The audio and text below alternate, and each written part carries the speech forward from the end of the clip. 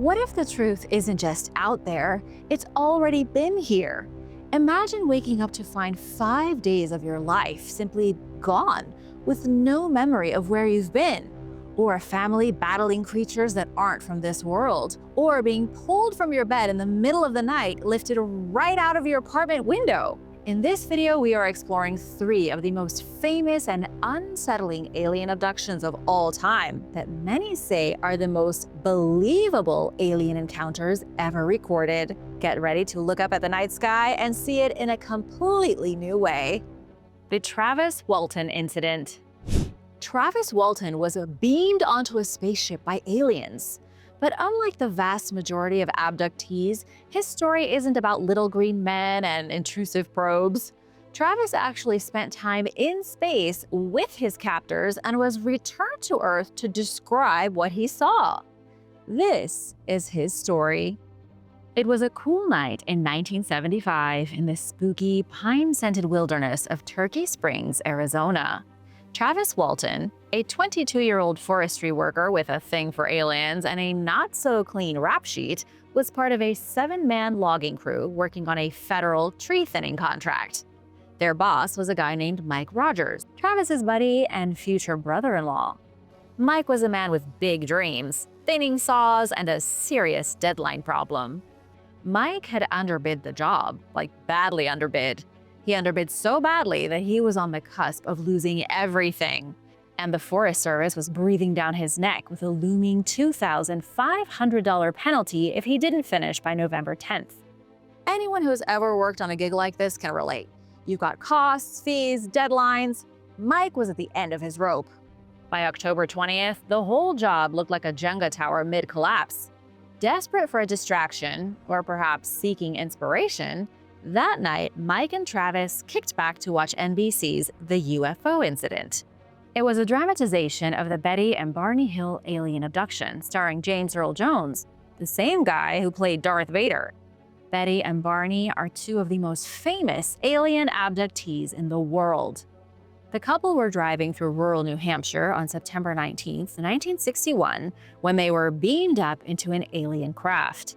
They saw the UFO, followed it with their car, and watched as it dipped and zigged and zagged and flew around like a firefly.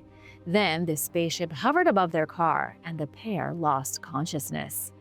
They woke up a day later outside the town of Concord. After watching the special on NBC, Travis joked about one day being abducted and taken aboard a spaceship. It was dark foreshadowing of things to come. The abduction. Days later, on November 5th, 1975, things for Travis were about to change. It was late evening, the sun dipped, the sky darkened, and the logging crew was heading home in their pickup. According to the crew, a weird light hovered above the trees. Travis, either feeling brave or allergic to common sense, jumped out of the truck and ran toward the light. He just wanted to get a closer look. But you know what they say. Curiosity killed the cat. Travis chased the light until suddenly, a beam of energy zapped him from above and knocked him to the ground like an overzealous bouncer in a UFO nightclub. The logging crew did what any solid group of bros would do. They freaked out, hit the gas, and drove off, leaving Travis to be incinerated by the UFO's light beam. Great friends, huh? Would you leave your pal to be probed by ET? It took about 15 minutes, but the crew did actually go back. Guilt kicked in and they returned to the scene of the accident. But Travis was long gone. So was the UFO, and so was the mysterious light beam. Travis and the aliens were gone without a trace. The conspiracy. Remember that Travis and his boss Mike were in deep trouble with that logging contract. However, the Forest Service had an act of God clause that could excuse them from missing the deadline if something serious happened, like a car crash, an unforeseen medical mishap, a death in the family, or an alien abduction. I don't think abduction was outlined in plain English, but it did sort of fall under the clause. There was a strange light that made Travis vanish, and there was nothing anyone could have done to stop it. That, my friends, is what you call an act of God. Or maybe an act of Kang and Kronos. It could be a coincidence, but listen to the conversation that Travis had with his mother 2 weeks before the incident. No, I don't have their convo on tape, but I do know that Travis reportedly told his mom not to worry if he was ever taken by aliens. He explicitly said if he was ever abducted, he'd be back. Who in the world casually tells their mom that they might be abducted? And if they are, don't worry. If I'm ever abducted by aliens, please worry. Call the White House, call NASA, call somebody. It really seems as if Travis may have gotten an idea for how to create his own act of God after watching the Betty and Barney Hill movie on NBC. It doesn't take the world's best detective to put the clues together. The search. When Mike reported Travis missing, the sheriff organized a search party. Dozens of friends, locals, and concerned folks scoured Turkey Springs, but not Travis's mom. The one person you would expect to be leading the search was at home, twiddling their thumbs. Travis's mom waved the whole thing off like Travis had just run to the corner store for milk and was a bit late. Sheriff Gillespie and his deputies were baffled by her behavior. The family acted less like someone was missing and more like Travis had gone off to space camp for the summer. Through the investigation, the police learned that Travis, his mom, and his brother Dwayne were all hardcore UFO fans. This was the family that would be front row and center at every Area 51 convention. I'm surprised they didn't have rental properties in Roswell. They were more obsessed with aliens than the guys at SETI trying to find aliens. So the cops and volunteers searched while the missing man's family sat at home waiting for a call. And then the telephone rang. The call. On November 12th, 5 days and 6 hours after Travis vanished, the phone started ringing off the hook. It was Travis, calling collect from a payphone in Heber, about 30 miles from where he disappeared. Travis was dazed, rambling, and confused. He acted like a guy who had either been on an alien mothership or an extended bender. He had a puncture wound in his arm, which doctors later said looked exactly like an IV site. One doctor compared his behavior to that of drug addicts he'd treated. Needle marks, confusion, acting like an addict. Maybe Travis was just out injecting smack for a few days. His family rescued him and took him straight to the doctor. Kidding, his brother Dwayne took him straight to a hypnotherapist. Well, the hypnotherapist went to them. Dwayne reached out to a UFO researcher he knew, who pointed him in the direction of Dr. Lester Stewart. When Dwayne took Travis to be hypnotized, the doctor refused, saying Travis needed real medical attention first. Finally, someone is thinking clearly. Still, Dwayne avoided the ER. He had some UFO investigators who doubled as doctors visit the place they were staying instead, but he forbade them from asking Travis any questions about his experience or taking any pictures of him. The next day, the sheriff learned about the call and that Dwayne had gone to get Travis. The sheriff drove over 4 hours to meet them in the town of Glendale, but Dwayne was borderline hostile. Dwayne essentially told the sheriff that nothing had happened and made him go away. Then Dwayne turned the whole thing into a circus. The polygraph. The National Enquirer got a whiff of the incident and smelled alien gold. They flew Travis and Dwayne to a Sheraton Inn in Scottsdale, covered the hotel bills, and scored exclusive rights to the story in exchange. But from the very beginning, journalists were dubious. Travis flunked his first polygraph spectacularly. The examiner said that Travis was clearly trying to deceive the machine. He was caught holding his breath to try and trick the instruments. Then he skipped out on another police-administered polygraph test. Not to worry though, the Enquirer brought in their own polygraph guy. All of a sudden, Travis was passing the polygraph with flying colors. I don't want to say anyone was cheating, but... After the polygraph fiasco, Travis appeared on the Phoenix television station Cool. In his interview, Travis said he lost consciousness when the beam of light hit him. Then he awoke in what felt like a hospital room, where he was observed by 3 short, bald creatures. He remembered being led into another room where he saw other humans right before he blacked out again. And this time, he didn't wake up until he was walking along a highway 5 days later, the flying saucer ascending to the heavens above him. Travis's time in the spotlight lasted more than your standard 15 minutes. He did interviews, kept to his original story, and never faltered. Then, in 1978, Travis published The Walton Experience, turning his encounter into a book. In 1993, Paramount Pictures adapted it into the film Fire in the Sky. But producers thought the real story was too boring, so they juiced it up with creepy aliens and dramatic abduction scenes that were far more outrageous than anything Travis ever claimed. The one thing people really enjoyed about Travis's story is that it was different from other abductions. Alien abductees typically report suffering paralysis, seeing aliens standing in their room, and then feeling some intense sensation before passing out and waking in their bed hours later. Travis, on the other hand, was beamed up like in Star Trek. Then he spent 5 days on the ship, not just a couple of hours. UFO enthusiasts and alien believers were obsessed with this guy, right up until he betrayed them. The betrayal. And now for the twist ending worthy of a Netflix docuseries. In 2021, Mike Rogers dropped a bombshell on Facebook. Mike, who remember was Travis's boss during his logging days, said he no longer believed in Travis's story. Even worse, he claimed they had staged the whole thing together. Mike told a filmmaker that he and Travis had discussed faking a UFO encounter in the woods. A fire lookout tower nearby, complete with a spotlight, was going to function as their makeshift saucer. Travis would run into the forest, the spotlight would come on, and the other loggers would think it was an alien beam. Shortly after his confession, Mike changed his mind again and retracted the confession.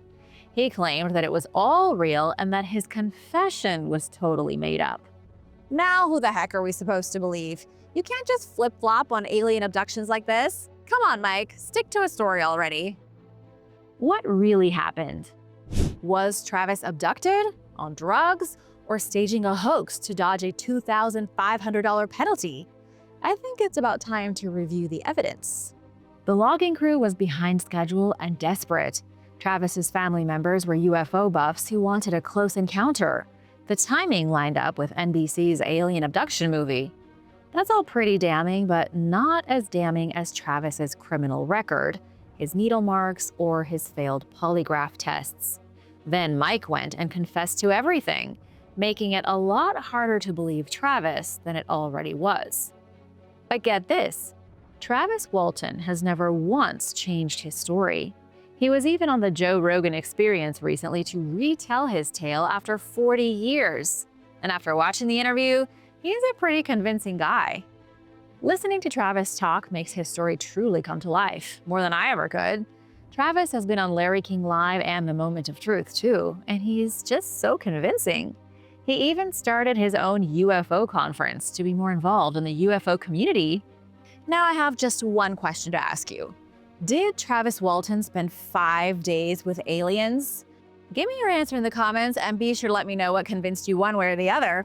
No matter where you stand on the issue, Travis Walton's tale remains one of the most famous, believable, suspicious, and unbelievable UFO stories in American history. And that's why we love it. And now for a quick break because I wanted to give a big thank you to our longtime subscriber, Ubaldo Myers, for the super thanks. Thanks so much, Ubaldo. It really means a lot, and we wouldn't be here without you. Be sure to subscribe if you haven't already to join the Origins Explained family, and let me know what other topics you'd like me to cover in the comments. The Kentucky Fried Panic of 1955. It was a warm summer night in small-town Kentucky when all hell broke loose. A family sat down to eat dinner. They probably had some corn, some sweet tea, a casserole, maybe some fried chicken. But before the family could say grace and dig in, their dinner turned into a low-budget alien invasion. The night was August 21st, 1955. In the rural backwoods of Kelly, just outside Hopkinsville, Kentucky, the local police station was hit with a surprise double feature. Just after 11 p.m., 2 speeding cars screeched to a halt in front of the station. The cars were crammed full of 5 adults and several terrified children. These people looked like they'd just seen a ghost. Or, more accurately, they looked as if they'd just been attacked by aliens. "We need help," they told the cops. "We've been fighting them off for 4 hours. They're coming from the woods." According to the panicked backwoods folks, they hadn't just seen aliens. They hadn't just looked out the window to see a green-headed weirdo from the Zeta Reticuli system. They had to fend off the aliens like they were fighting at the Alamo. The family held off small metallic-looking creatures that floated, darted, and peeked through windows like the world's creepiest trick-or-treaters. These pint-sized visitors had big glowing eyes, antenna-like ears, humanish hands, and legs that didn't really do leg stuff. These were less humanoid alien super soldiers and more like the creepy aliens your 5-year-old draws on the playmats at restaurants. And they were really small, zipping around like flying squirrels on bath salts. And what did the families do when faced with this invasion force? They did what any self-respecting, Second Amendment-loving Kentuckian would do. They shot at the little boogers with live ammunition. According to the story, the aliens, 12 to 15 of them, shrugged off bullets like they were Nerf darts. They'd float gently to the ground and then zip off into the darkness. It was the weirdest standoff in history and went on for 4 straight hours. The kids were shoved under beds, windows got blown out, ammunition boxes were emptied. It was a sci-fi siege worthy of the Sci-Fi Channel. Send in the cavalry. This apocalyptic backyard battle ended on a rather boring note, with the aliens giving up and fleeing into the woods. Afterwards, Mrs. Glennie Langford, the matriarch of the household, decided enough was enough. Cool-headed, composed, annoyed that the casserole was now cold, she told everyone to pack it up and head into town. And so they did. The tale was so wild that it sparked a multi-agency response so big that not even Jason Bourne could get away. 4 city cops, 5 state troopers, 3 county deputies, and 4 military police from nearby Fort Campbell arrived on the scene. Basically, it was everyone with a badge and a flashlight. They rolled up to the farmhouse ready to take down the alien platoon. But when they got there, it was nothing but crickets. Literally, this was summer in Kentucky. No aliens, no footprints, no glowing saucers. Just a bunch of empty shell casings, a couple of busted windows, and one very confused dog. Some reports say the cops found a glowing green substance near a fence, possibly alien blood. It looks like one of the creatures may have been hit by one of the many rounds fired off during the fight. And then again, maybe the goo was some sort of alien glow-in-the-dark fungus. Experts think it was probably just mold. But hey, it was the only alien-esque thing anyone found at the property. The cops were at a dead end, but they wouldn't be for long. Billy Ray. Now let's talk about Billy Ray Taylor, the man who kickstarted the whole galactic rodeo. Around 7 p.m. that night, he had headed out to get water from the well when he saw a light streak across the sky, followed by a soft plop behind the trees. In later retellings of Billy Ray Taylor's story, this became the focal point of the incident. He claimed it was a flying saucer that he saw land behind the trees. And then hours later, the aliens found Taylor's house and the fighting started. However, the 1955 story is a little different. In the original report from journalist Joe Doris, what Billy Ray really said at the time was he saw a shooting star. It only changed to a spaceship later after the wacky night of shooting at tiny aliens. Here's where things start to get coincidental.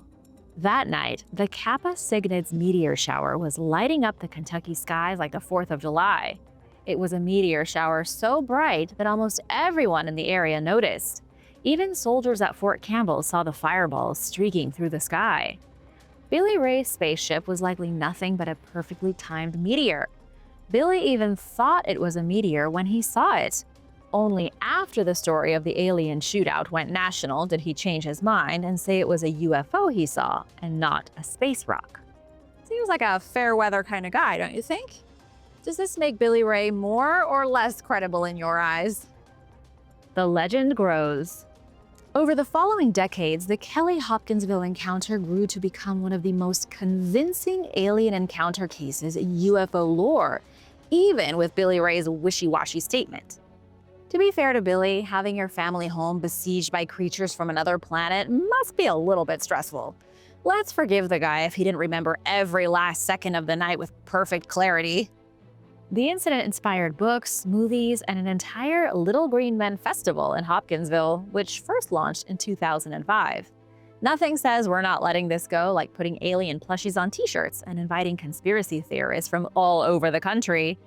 To celebrate the 50th anniversary, the Hopkinsville Chamber of Commerce hired Joe Nickel, a full-time paranormal investigator from the Committee for Skeptical Inquiry, and Nickel wasn't messing around.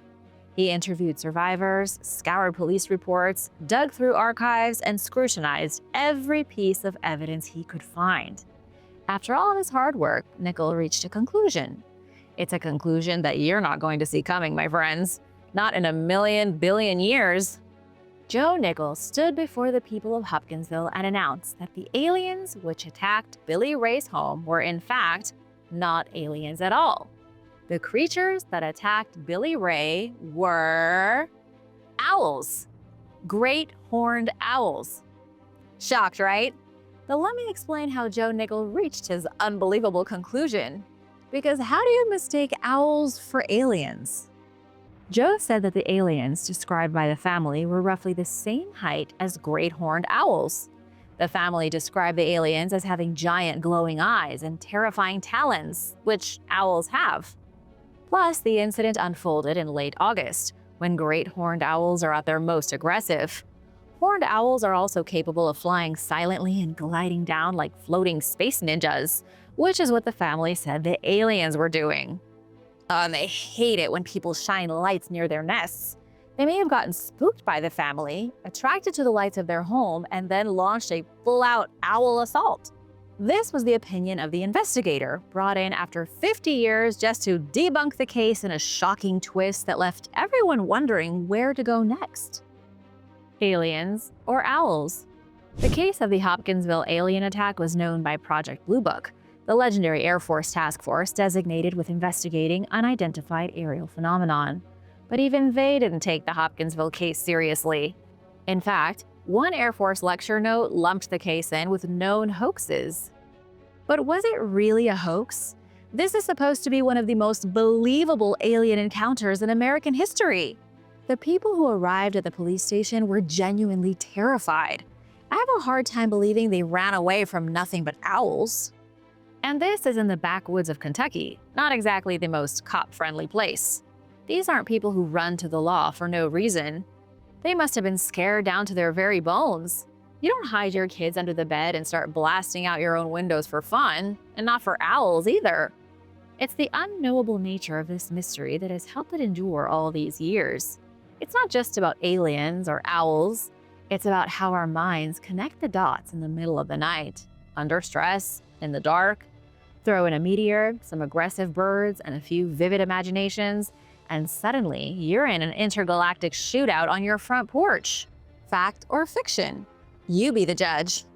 And don't go anywhere, because next up is the wildest abduction story to ever come out of New York City. Be sure to subscribe and let's get to it. The most controversial alien story ever told. This is one of the strangest, most hotly debated alien abduction stories in modern UFO lore. And no, this one doesn't start in the backwoods or on some 1950s back road. This one takes us to Lower Manhattan, near the Brooklyn Bridge, where real estate is expensive, but extraterrestrial visitation is free. At the center of the madness is a woman named Linda Napolitano. She is joined by a colorful cast, including a UFO researcher named Bud Hopkins, a pair of security guards who may have never existed, a skeptical ex-wife turned whistleblower named Carol Rainey, and Netflix. Well, Netflix has nothing to do with the abduction, but they did turn the story you're about to hear into a deeply divisive docuseries titled The Manhattan Alien Abduction. Let me tell you what happened to Linda Napolitano on a bizarre night in 1989. It was November 30th, and Linda Napolitano was just a regular New York City housewife and mom living her best pre-digital life in a 12th floor apartment in Lower Manhattan.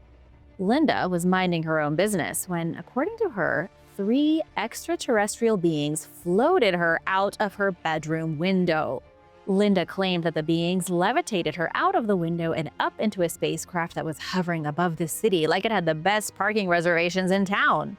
Inside, Linda said the aliens conducted experiments on her before returning her back to her bedroom like a polite Uber driver. And that's pretty much the intergalactic kidnapping in a nutshell. Linda was at home, nothing weird was going on, and suddenly she was being levitated by some super advanced technology through solid matter and up into a starship. Not your average New York night. Bud Hopkins, UFO expert.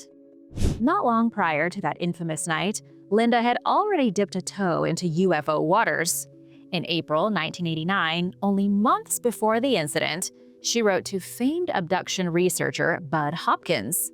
Linda told him that she had experienced an alien encounter during a weekend trip to the Catskills. This happened years before her abduction in Manhattan. Hopkins was known as the godfather of alien abduction studies. Think of him as the Spielberg of alien trauma therapy. He ran support groups for abductees, collected detailed testimonies, and was a firm believer that something truly paranormal was and still is afoot. After Linda reached out to him and following her abduction, she started attending his support group meetings. Things escalated quickly once Linda was surrounded by fellow believers. She started saying that there was a mysterious bump on her nose, which wasn't there before her abduction. Hopkins theorized the bump was an implant from her prior encounter. Although, right before a specialist volunteered to remove it, the so-called implant vanished. The specialist was left looking at Linda's perfectly normal nose. No implants, no nasal cysts. This is the first red flag that Linda was a hot-blooded liar. I'm not calling Linda a liar. I'm just saying this is where things start to become harder to believe, which says a lot, seeing as this is one of the top 10 most believable abductions ever recorded. The witnesses. According to Bud Hopkins, the 1989 abduction was witnessed by at least 20 people. They all saw Linda being levitated into the sky by aliens near the Brooklyn Bridge, like some kind of cosmic Cirque du Soleil. These witnesses included 2 security guards named Richard and Dan, who were parked nearby on secret duty guarding then UN Secretary General Javier Pérez de Cuellar. If true, that would be the closest a UN Secretary General has ever gotten to the X-Files. But as is the case with so many abductions, there are problems and inconsistencies. The mysterious guards communicated with Hopkins only through letters, and they were never identified. Because of this, there is no evidence they ever existed. No one knows who these guards are or what they saw. When Javier Cuellar was asked if he saw anything, he responded rather bluntly, saying, "I cannot but strongly deny the claim that I have had an abduction experience at any time." I guess people were trying to say he was involved in the abduction, but Cuellar remained adamant he never contacted aliens in his life. He was not happy about being connected to Linda and her alien fantasies. Assuming, that is, they are fantasies and not reality. Carol Rainey, Bud Hopkins' ex. Now we enter the part of the story where the real-world drama gets almost as intense as the abduction narrative. Meet Carol Rainey, a filmmaker, a researcher, and Bud Hopkins' ex-wife. Rainey initially bought Linda's story. She was absolutely convinced that Linda was taken by aliens. The pair even became fast friends. But over time, Carol's spidey senses started tingling. She noticed discrepancies in Linda's narrative. She also watched how Bud Hopkins conducted his hypnosis sessions, and something didn't sit right with her. In the Netflix docuseries, Rainey alleges that Linda was mimicking other hypnotized people, like she was playing a role instead of recalling genuine trauma. Carol also accused her ex-husband Bud of losing all objectivity. How? By manipulating vulnerable people into producing stories that fit his pre-written script for alien abduction. In other words, Carol accused Bud of coercing innocent people into telling abduction stories that fit with Bud's idea of alien abductions. Carol also accused Linda of straight-up lying, fabricating the whole thing for, what, 15 minutes of fame? "I was sick," said Rainey. "I was literally sick of the whole business." She wasn't just talking about aliens. She was talking about how abduction narratives were being manufactured, massaged, and marketed to the masses. She couldn't believe the abductees were going along with Bud's manipulation just to get their moment in the sun. Linda was outraged. She fired back at Carol with her own theory. It became a battle of the wills. Linda claimed that Carol Rainey was using her story to get revenge on her ex, Bud Hopkins. She called Rainey an embittered alcoholic ex-wife with an agenda. And you can take that to the bank. The lawsuit. It's hard to trust someone who drops lawsuits like Netflix drops shows after one season. Just days before Netflix released the Manhattan alien abduction on October 30th, 2024, Linda Napolitano sued the streaming giant. According to Forbes, her lawsuit claimed that the docuseries defamed her, portrayed her unfairly, and stole the intellectual property of the original author who helped tell her story decades ago. Most damning, she alleged that Netflix broke their agreement by letting Carol Rainey dominate the narrative. Linda said she only agreed to participate in the documentary because she believed she'd get one final, fair chance to tell her version of the truth. Instead, she felt blindsided by Netflix, more or less saying that Carol was the star while she was painted as a lunatic. Right now, she is suing for 6 counts, including fraud, defamation, and breach of good faith. Seeing as this is Netflix and they've got more lawyers than they've got shows about lawyers, Linda might have a tough time winning her case. In the meantime, what are your thoughts on her abduction? Linda the liar or Linda the abductee? I will say this for Linda. Her story is specific, persistent, and has remained bizarrely consistent over multiple decades.